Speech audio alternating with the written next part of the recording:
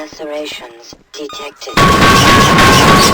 Vital signs critical.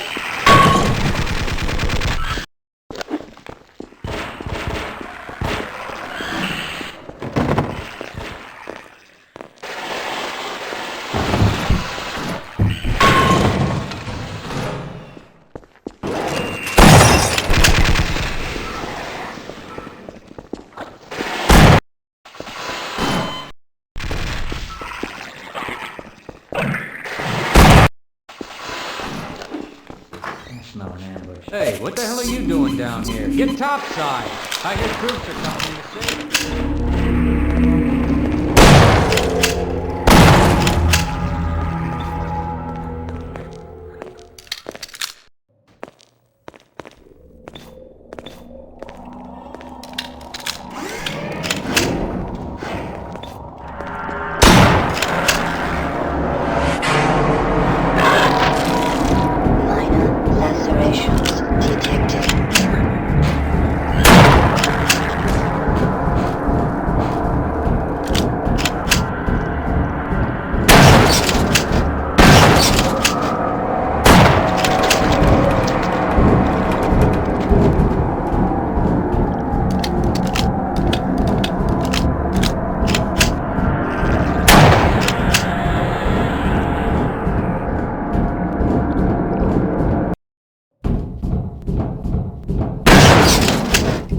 But